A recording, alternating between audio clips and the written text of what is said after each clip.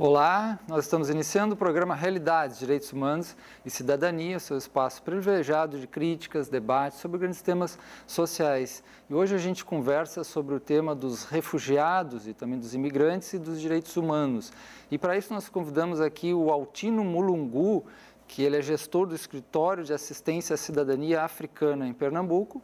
E temos também a presença de Thales Castro, que é professor, cientista político e cônsul de Malta. Sejam bem-vindos ao nosso programa. Eu gostaria inicialmente de perguntar como inicia essa motivação, esse interesse por a questão do imigrante, do refugiado, né? Tanto para os dois convidados, mas e também falar um pouco sobre o país, né, de Malta, que muitas pessoas não é um país que não está tanto na mídia, né? Então isso é importante também. Altino. O escritório é um OCIP, né? Escritório de Assistência à Cidadania Africana em Pernambuco. Surgiu justamente pela a grande demanda de direitos fundamentais migratórios existente aqui em Pernambuco e, por outro lado, a ausência de políticas públicas por parte do Estado brasileiro em lato sensu, né? Nas três esferas, União, Estado, membro e município. Em trocando em miúdos, a grande carência das duas comunidades existentes aqui no estado de Pernambuco, no Recife, no interior, a comunidade de imigrantes econômicos, formada pelos comerciantes informais senegaleses, que trabalham aqui no comércio informal em Recife e no interior de Pernambuco.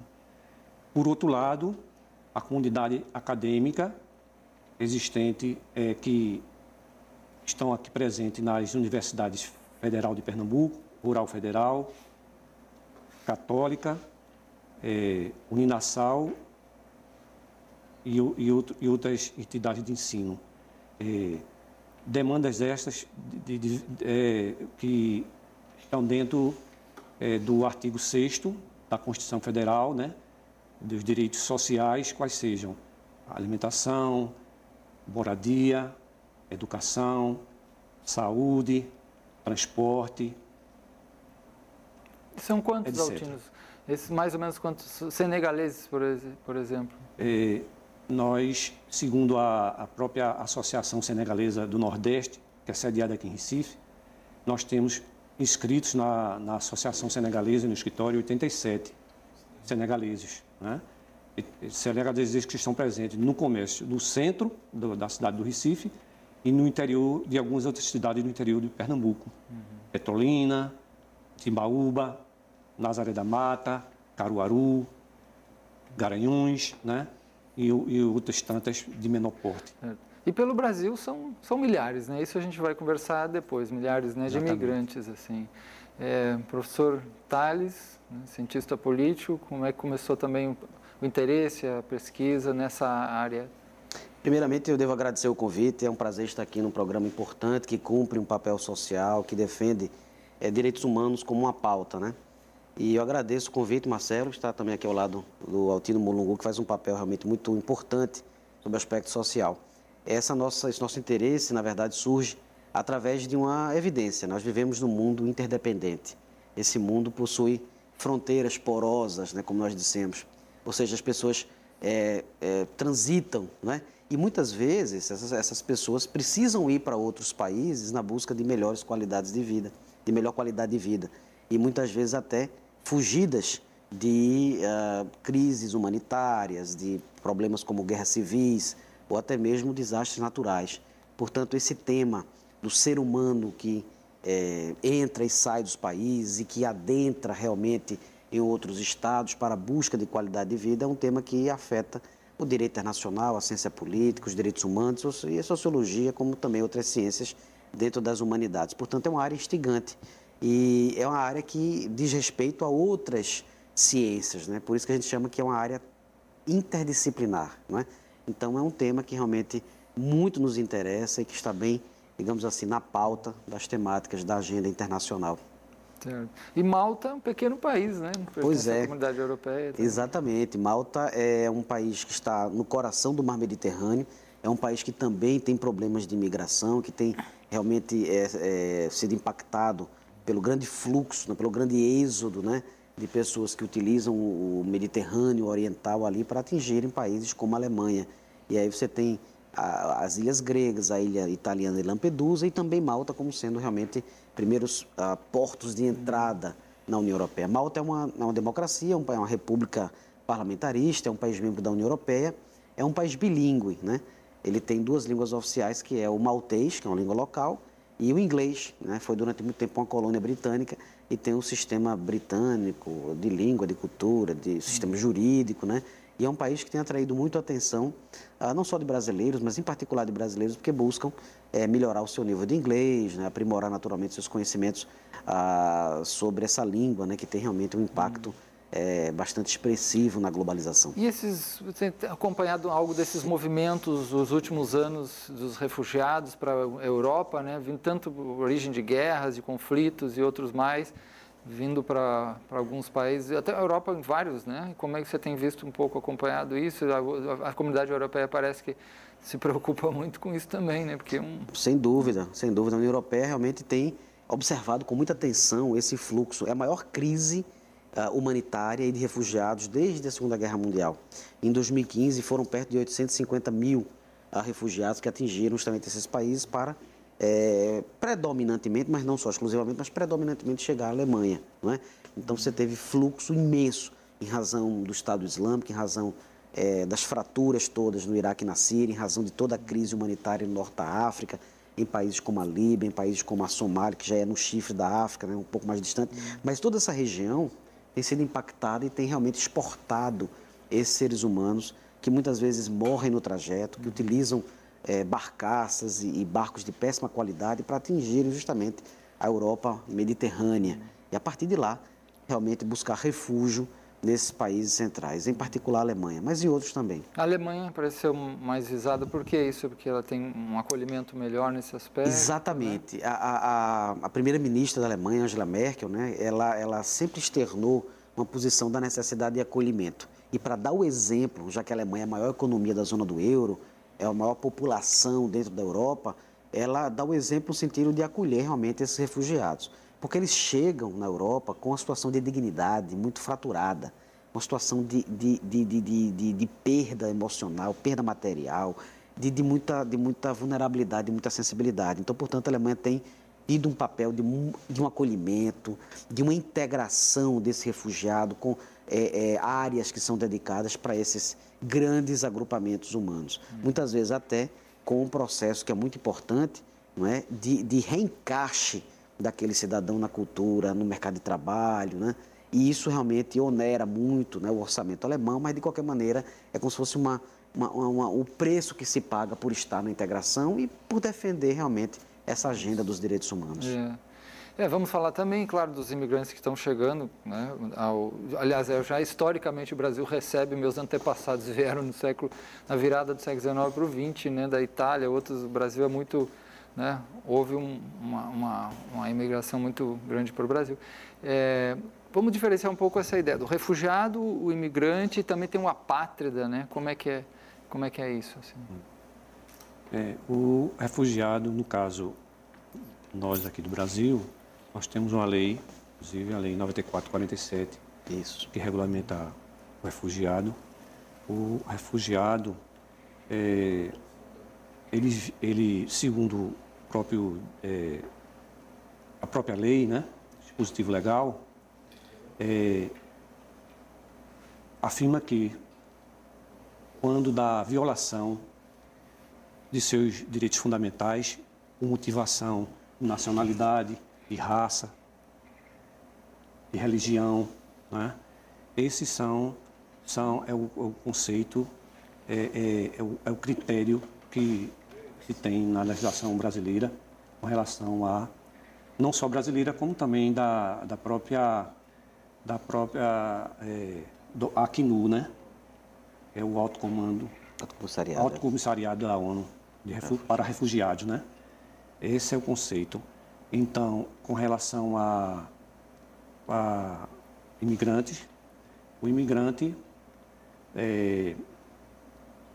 todo aquele, como o professor Tales acabou de dizer, todo aquele que se desloca, sai do seu país, sai da sua terra natal, em busca de novos horizontes, tanto a nível nacional, como no passado recente nós tivemos os nordestinos que foram para São Paulo e lá se radicalizaram, construíram São Paulo, Brasília a mesma coisa, né?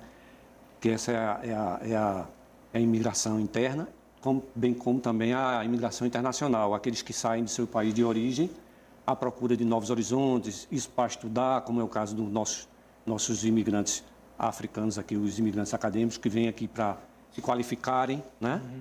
Se qualificarem e muitos deles voltam para seu país de origem e alguns outros, numa parcela menor, muitas vezes aqui ficam, casam, constroem família, ingressam no mercado de trabalho e dão também, gostaria muito de frisar isso, dão uma contribuição muito expressiva no desenvolvimento econômico, no desenvolvimento na área acadêmica. Nós temos diversos casos de ex-alunos que colaram grau, graduação, doutorado e hoje estão transmitindo todo esse legado de conhecimento brasileiro para os nossos próprios brasileiros, alunos brasileiros aqui no Brasil, né? Pernambuco.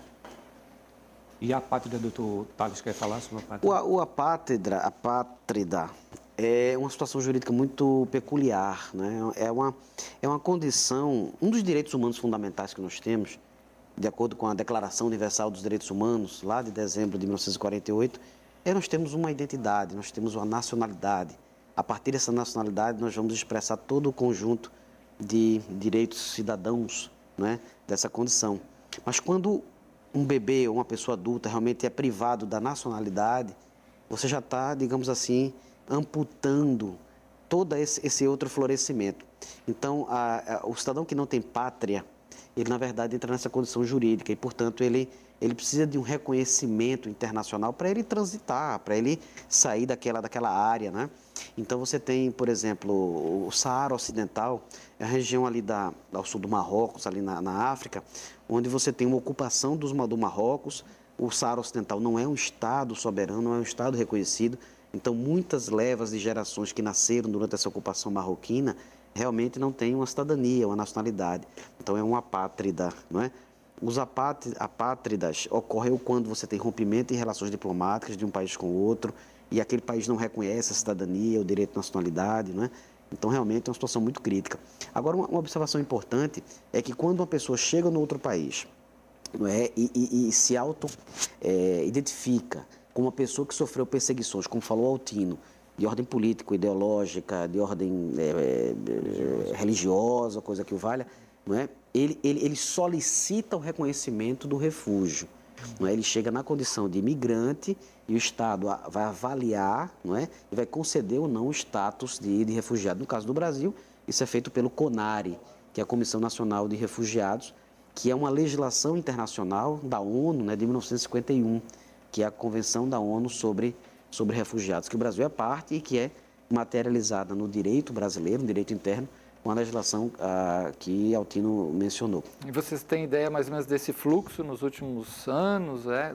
Como é que tem sido desse imigrante, no sentido mais do refugiado também? Do refugiado. O Brasil é o país da América Latina com o maior número de refugiados, mas o nosso número ainda é muito raquítico, é muito pequeno em comparação a países como a própria Alemanha, né? E outros países que recebem realmente um número bem maior, não é? A boa parte dos nossos refugiados são de países africanos ou de países aqui circunvizinhos, aqui da América Latina, não é? Mas predominantemente africanos. Nós temos muitos refugiados de países de língua portuguesa na África, guineenses, angolanos, moçambicanos, mas sobretudo de língua francesa, o Congo, alguns países do Golfo, ali do Benin, não é? Então, nós temos realmente uma quantidade bastante expressiva de refugiados, não chega aos milhões, a Alemanha já está no número de milhões, nós estamos ainda no número de milhares, né? Mas mesmo assim, ainda o Brasil se destaca na América Latina por ser o país com maior acolhimento desses refugiados. Inclusive, eu gostaria de concluir. Segundo o próprio Ministério da Justiça, só temos, em 2015, 10 mil refugiados. É pouquinho. Não é? a realidade brasileira realmente é muito significante. 10 mil. E 25 mil processos em andamento. De solicitação, né?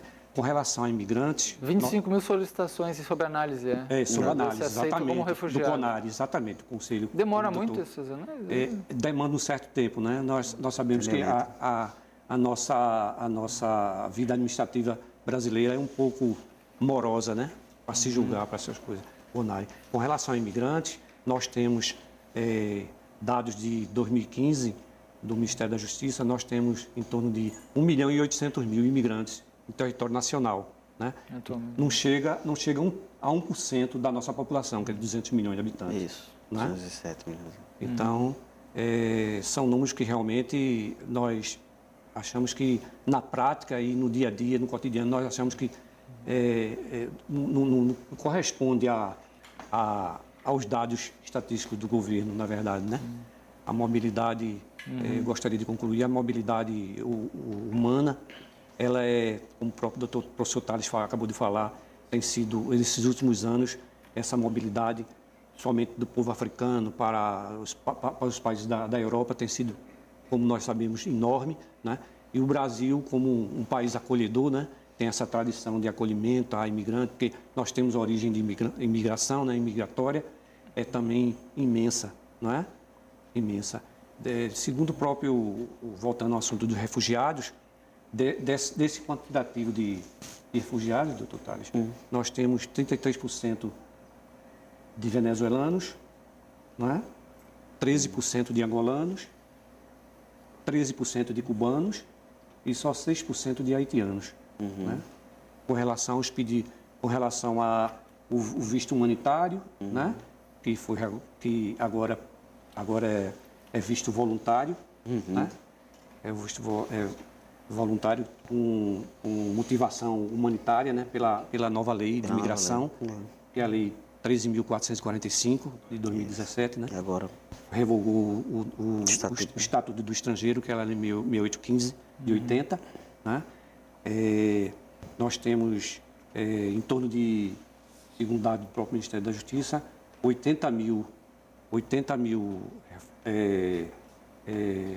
refugiados venezuelanos e 20 mil haitianos. Certo. Vamos agora fazer um pequeno intervalo e a gente volta aqui logo em seguida a conversar sobre esse importante tema, que é a questão dos refugiados e também dos imigrantes e os aspectos dos direitos humanos envolvidos nisso. Logo, logo.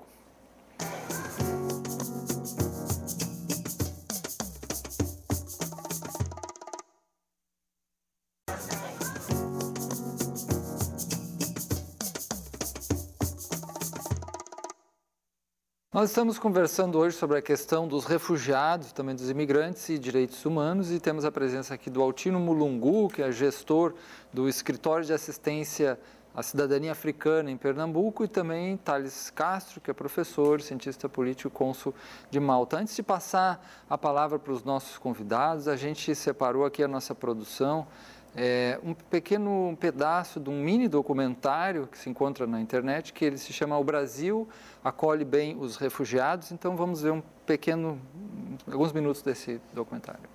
أنا لدي شعور جيد حول استقبالي بالبرازيل. ابنتي ولدت هنا. البرازيليون ساعدوني لفتح مطعم سوري. أنا وعائلتي ممتنون جدا لهم.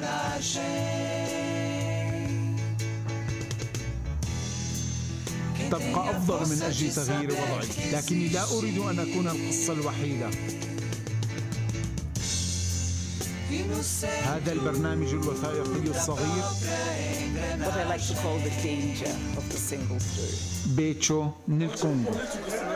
Continua o problema da guerra que está nos nossos países africanos, a guerra que não tem fim. O que acontece? Uma pessoa nasce já com o intuito de salvar sua própria pele. Entendeu? É não tudo de procurar uma vida melhor, não. Só que para poder salvar a própria pele, por isso que nós chegamos aqui. Só que entrando aqui encontramos vários problemas. Aí para tentar resolver esses problemas, nós nos reunimos num grupo de imigrantes e refugiados para tentar falar, é não lutar, não, para mostrar nossa cultura, para vender roupa, para mostrar roupa, para vender comida. Como ele está comendo comida do Congo, ele não é do Congo, mas ele está comendo comida do Congo. Isso é nossa luta agora. Eu era advogado, aí cheguei aqui, até agora não consegui fazer nada da minha profissão.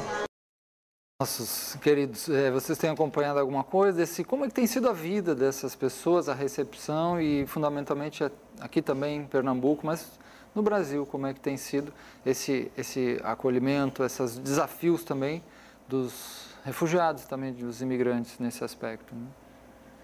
Inclusive, eu estava dizendo até para o Sr. Tales agora, nesse vídeo saiu um amigo nosso, lá de São Paulo, no Ambo, que ele mexe com gastronomia, tem formação em direito, advogado, mas mexe com também chefe de cozinha, né? Eu recentemente esteve em São Paulo e tive a oportunidade de vivenciar um pouquinho da realidade, no caso do nosso povo africano aqui em terras brasileiras. E, como a gente já esperava, é um pessoal aguerrido, como isso não é novidade alguma, o africano é muito aguerrido, um povo alegre, né? O legado que deixou para nós brasileiros, cultura brasileira. E lá, a nível de São Paulo, tive a oportunidade de ver muitos senegaleses trabalhando no comércio informal, né? Esse aí que acabou de passar no vídeo é um dos poucos que eu acho que tem qualificação assim diferenciada, né? Tem um restaurante, inclusive, lá em São Paulo, no Ambo, e é uma pessoa muito socializada.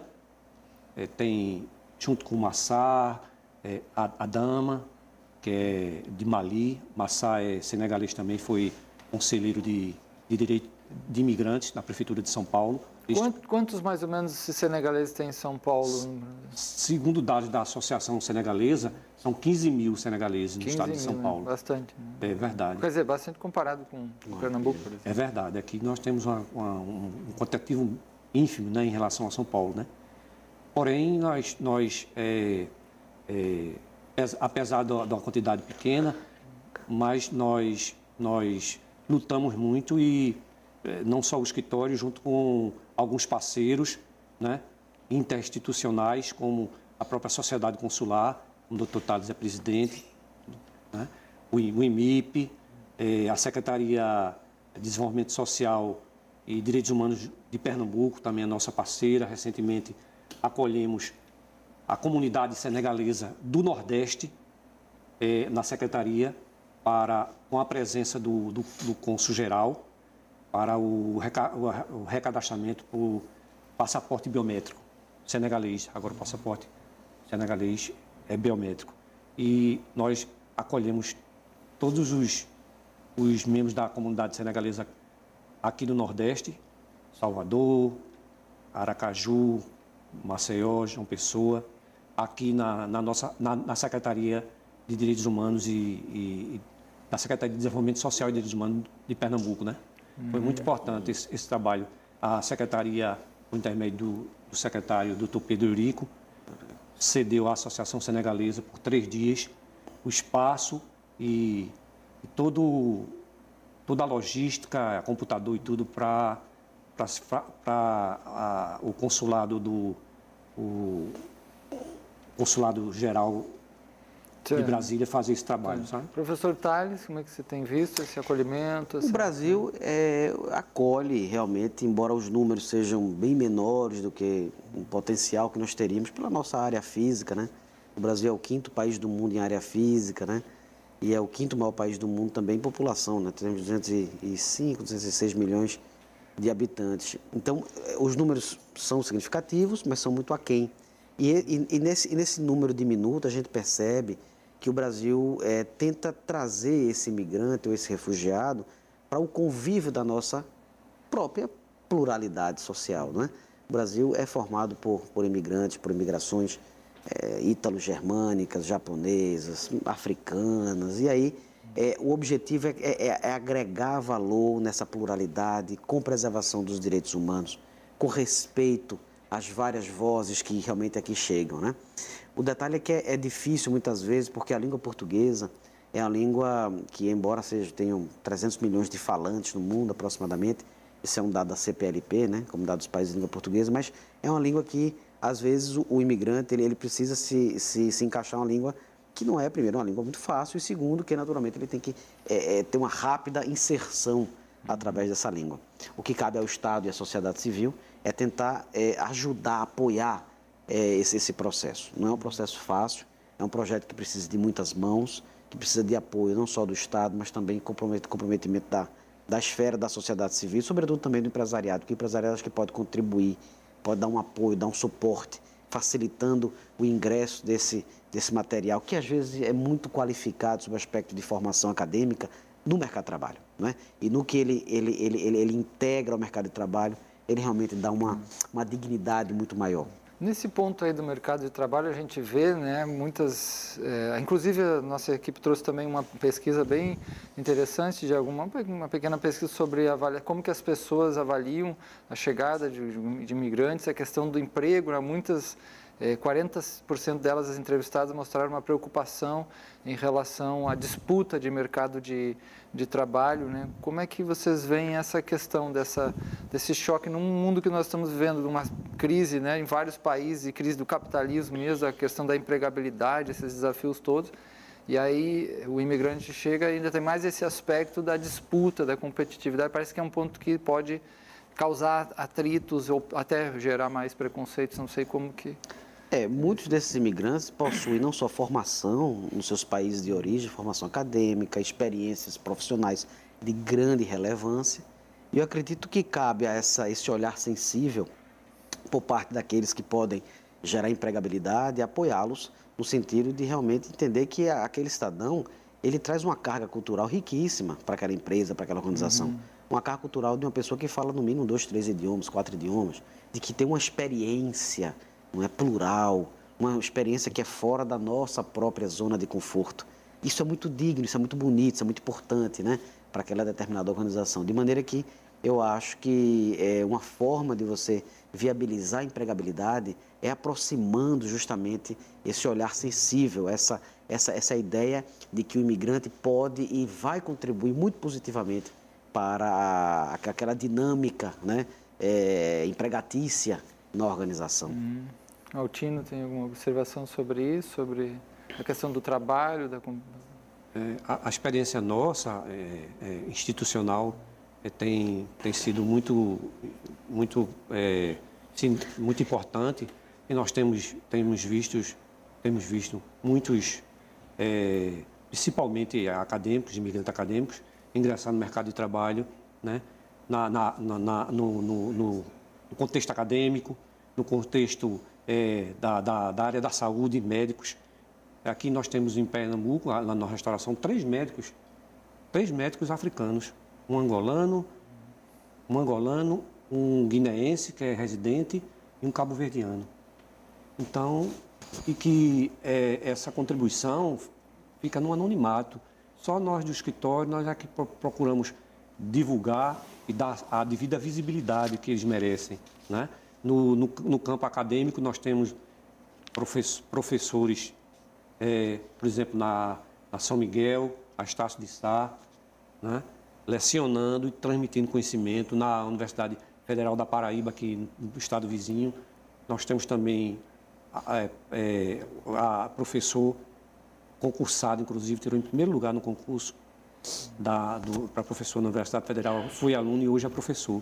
Então, tem sido muito prazeroso a gente testemunhar e vivenciar toda essa realidade, esse avanço. E com relação ao imigrante econômico, ele também tem dado a sua contribuição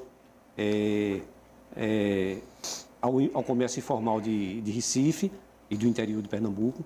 E nesse universo de comerciante informal, nós temos dois alfaiates que cortam em costura, moda africana, de primeira qualidade, muito boa, que a gente está tentando fazer algumas parcerias com faculdade Boa Viagem, aquelas faculdades que têm curso de design, para ver se a gente pode fazer uma inserção, a gente pode incluí-los no trabalho dessa natureza, de design, de moda.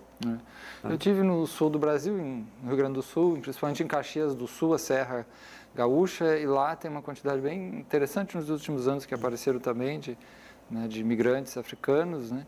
E com um bom grau de aceitação e contratação por vários empresários, assim, pelo grau de empenho desses trabalhadores. Por outro lado, alguns de uma dimensão que protegem também a questão da luta política se preocupam porque muitos deles também não lutam pelos seus direitos. Então, parece que uma faca de dois gumes. Você está ali, precisa, né, realmente mostrar o trabalho e tal, mas ao mesmo tempo, às vezes pode até ser passado por cima dos seus direitos, né? Eu acho que esse é um cuidado. O imigrante é fragilizado, né? Então, como ele se organizar em termos desse mundo empresarial que muitas vezes passa por cima de alguns direitos básicos, né? Aí a reforma trabalhista, que nós temos discussão também, né, do que está em jogo aí dentro. Não sei como é que vocês têm acompanhado isso. Há uma precarização, há uma... Na verdade, é uma flexibilização, né, nas leis trabalhistas, e que, segundo os especialistas na área de trabalho, diz que realmente fragiliza, ou seja, flexibiliza os direitos dos trabalhadores, né? Mas eu acredito que é muito pouco tempo para a gente fazer um pré-julgamento. Eu acho que as coisas a economia, eu acho que deve tomar um rumo mais...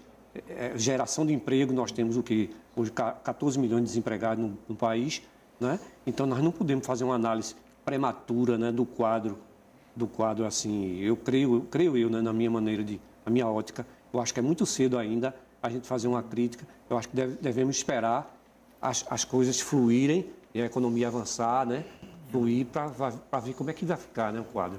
Certo. Na minha opinião. Uma outra questão também que muitos refugiados são conhecidos como sem papel, né? A questão da documentação, como é que vocês têm visto isso, esse desafio da documentação, dessa legalização, dessa inclusão oficial, né? E esse é um dado muito importante, Marcelo e telespectadores, porque alguns daqueles que chegam ao Brasil em condições muitas vezes até sub-humanas, eles, por não apresentarem papéis, documentações, passaporte ou coisa que o valha, isso é um fator que muitas vezes levar à expulsão compulsória desse cidadão, né, que vem sem papéis. A não ser que ele tenha evidências muito concretas de que quando ele, chegando no porão de um navio e o navio aportando aqui em Suape ou em Santos, onde quer que seja, ele tenha provas, ele tem evidências de que aquela narrativa dele, já que os papéis não comprovam nada, não é de que ele sofria perseguição lá na terra natal dele. E outra coisa, o fato de muitas vezes eles não terem papéis comprobatórios de identidade ou de histórico é um fator que atrasa bastante o processo de avaliação e de concessão do refúgio no CONARE.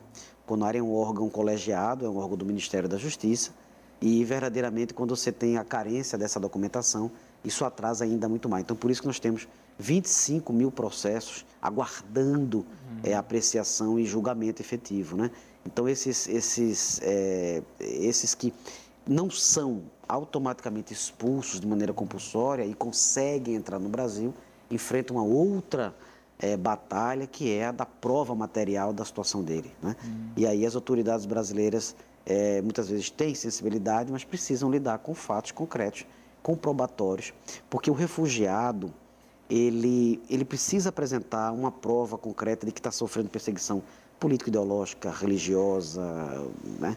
E ele deve se inserir dentro da categoria de um refugiado econômico, porque o refugiado econômico não é concedido o status de refugiado, porque nós sabemos que tem países na África subsaariana que têm condições de vida muito precárias, né? Então, o fato dele estar vivendo numa situação muito delicada, socioeconomicamente falando, não seria uma razão, isso não é só o Brasil que pensa assim, é a comunidade das nações, né? Não seria uma razão para conceder o refúgio. Se concede o refúgio por perseguição, porque a existência desse cidadão, pela sua concepção ideológica, partidária, religiosa, étnica, ameaça a vida dele, a integridade dele ou da família. Aí se concede o refúgio, mas não na situação de periclitância, ou seja, de perigo econômico, né? De situação realmente de muita pobreza. Suape, então, você falou Porto Suape, Sim. é uma porta de entrada, tem sido para onde Sim. o pessoal chega, né? Sim, aqui no saliente nordestino, nós estamos aqui na região que, na verdade, mais próxima está do continente africano, não é?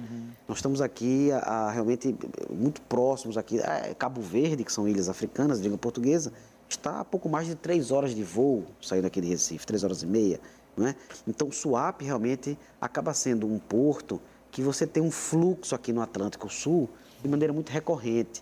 Então, muito frequentemente a gente vê notícias nas mídias todas de que um determinado navio, ao aportar em Suape, você tinha 2 ou 3 ali vivendo em condições críticas, não é? De dias e dias sem se alimentar, por exemplo, em um local escuro, insalubre, não é? Em porões de navio e, naturalmente, aqui chegando solicitam uma situação de refúgio, né? E muitas vezes essa situação não é concedida justamente por isso. Inclusive, muitas vezes essas empresas de navegação, elas são até multadas, né, por não terem salvaguardado, né, vigiado plenamente o navio e toda a sua parte aí de acesso, né? Certo. Bom, vamos fazer um pequeno intervalo aqui novamente. Depois a gente volta para conversar sobre esse importante tema da questão dos refugiados, imigrantes e os direitos humanos. Voltamos logo.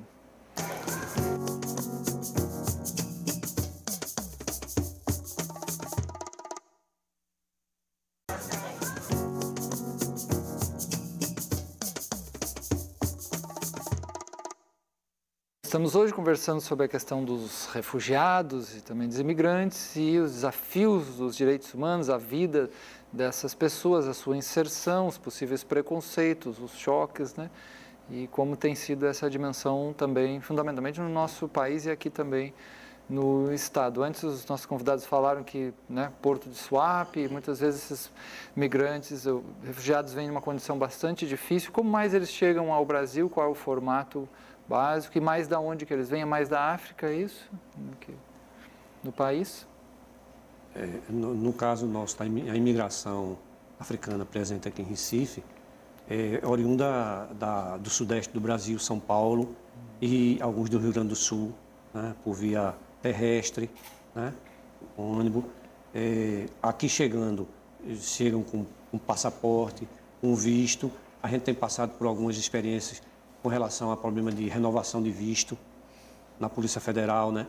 Nós temos tido um apoio primordial da DPU, Defensoria Pública da União em Pernambuco, que tem tido um papel preponderante em relação a essa questão, porque nós sabemos, infelizmente, alguns dos nossos imigrantes não têm a devida atenção, né, por parte de membros, não diria a Polícia Federal, por parte de alguns membros da Polícia Federal, mas, inclusive, aqui em Pernambuco, especificamente, nós tínhamos a renovação do visto por apenas 3 meses. E alguns dos nossos senegaleses se deslocavam daqui para São Paulo para renovar o visto.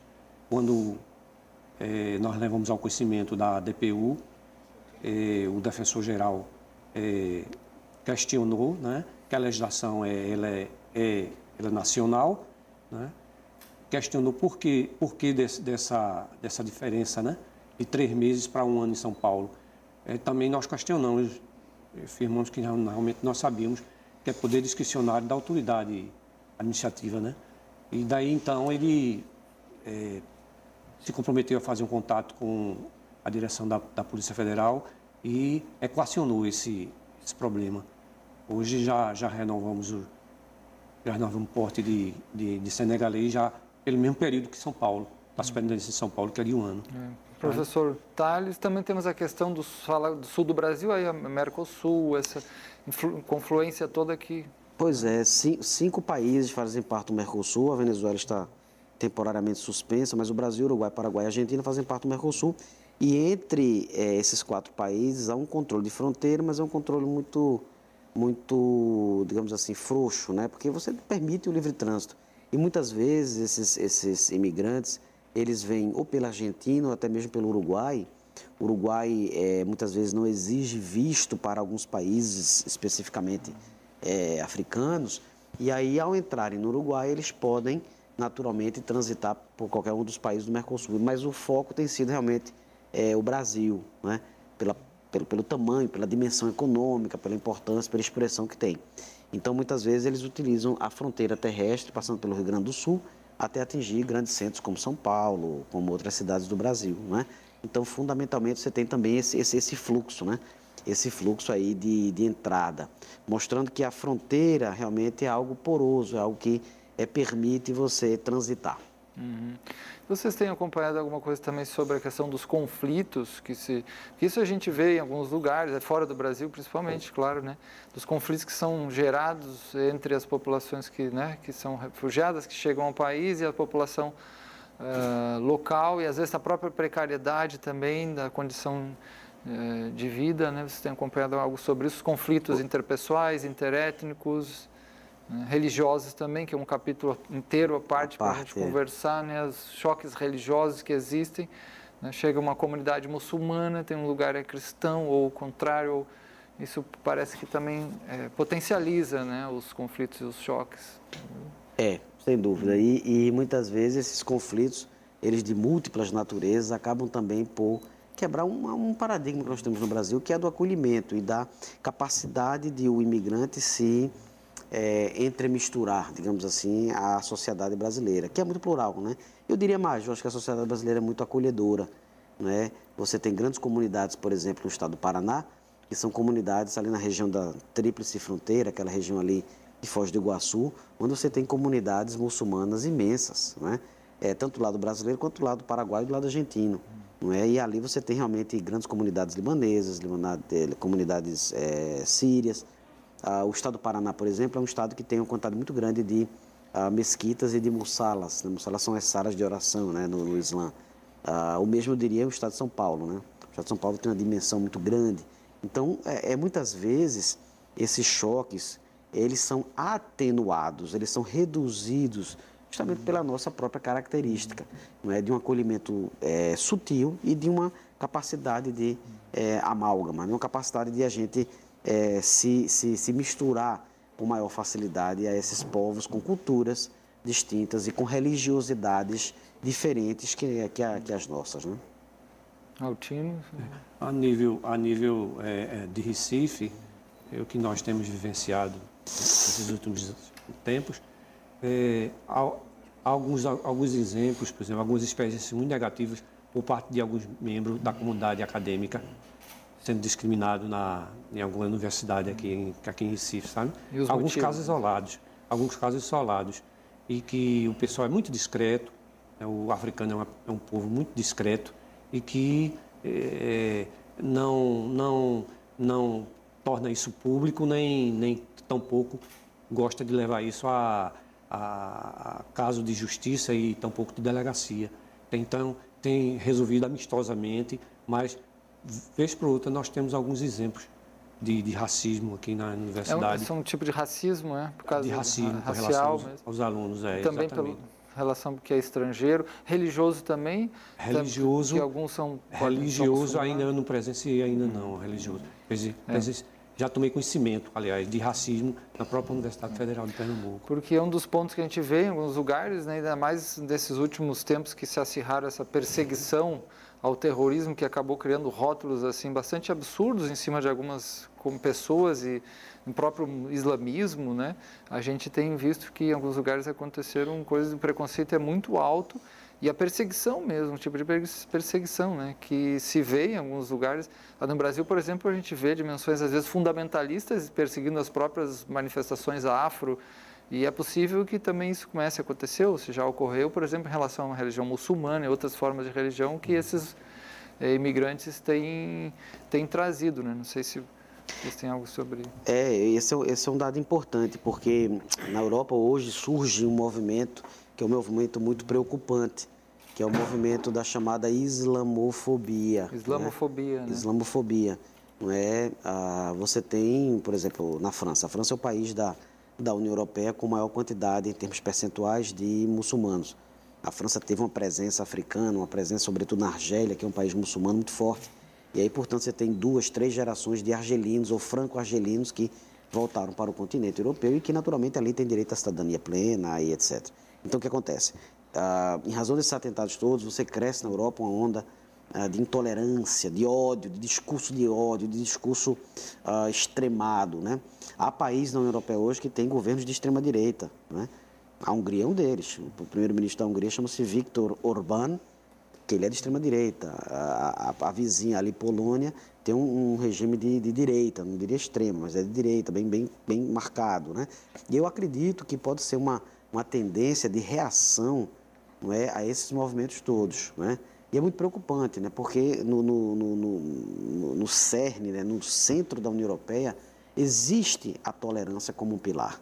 Existe a defesa dos direitos humanos e da diversidade como sendo realmente conquistas importantes do Ocidente e, sobretudo, do processo de integração da Europa, né?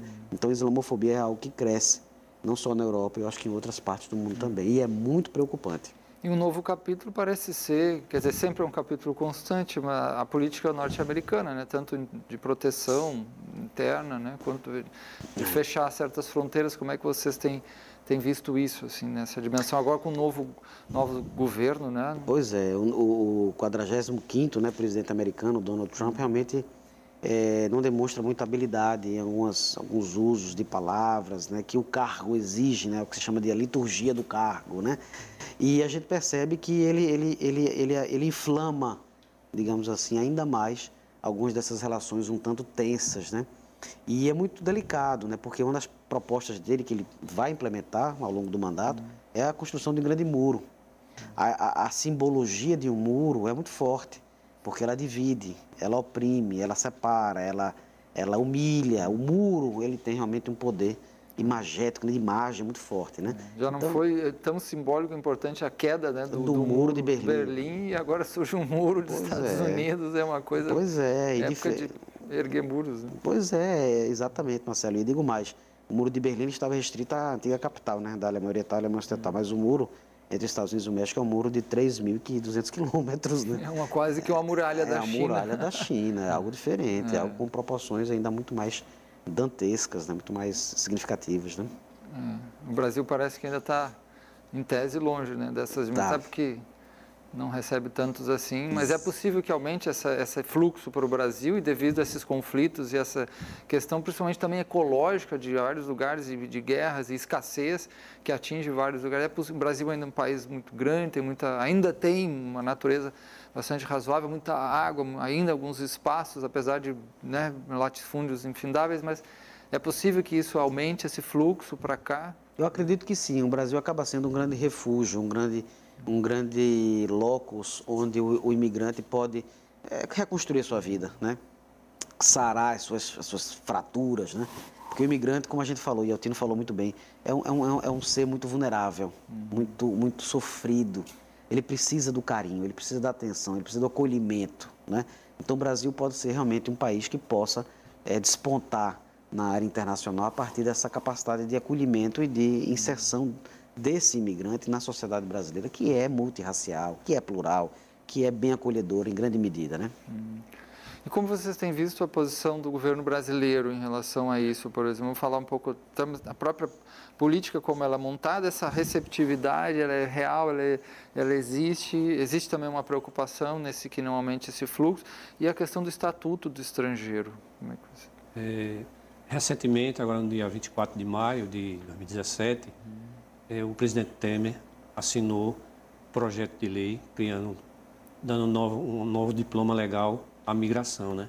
Um tratamento humanitário, porque o Estatuto do Estrangeiro, a 6815 de 80, nós sabemos que foi criado num período ditatorial e que foi legislado à luz da segurança nacional, né?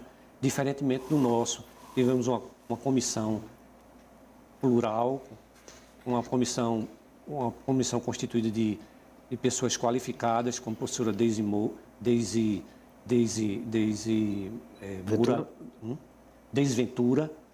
Ventura, lá da USP, né? Uma pessoa muito qualificada, professora muito qualificada. Tivemos, inclusive, um representante nosso, Dr. João Guilherme Granja, ex-diretor do Departamento de Imigração, né, do governo Dilma e do governo Lula, uma pessoa também muito qualificada na área, muitos estudiosos, e que realmente foi um projeto de lei muito bem elaborado e que, infelizmente, estava conversando com o senhor Tales antes de começar o programa, nós tivemos 17 ou 18 vetos na lei, né? Mas, de toda forma, houve um expressivo avanço na política migratória, né, no Brasil, e que, principalmente no momento desse em que a gente sabe que a temática de imigração não, como o professor Tales falou, não é o primeiro da pauta no mundo, na verdade, né? Hoje está havendo um retrocesso, né, daquela política de imigração, de acolhimento do imigrante. As coisas estão retroagindo e que há, na verdade, eu diria, uma parada, né? Um travo na temática de imigração no mundo, né? Uma verdadeira incógnita, né?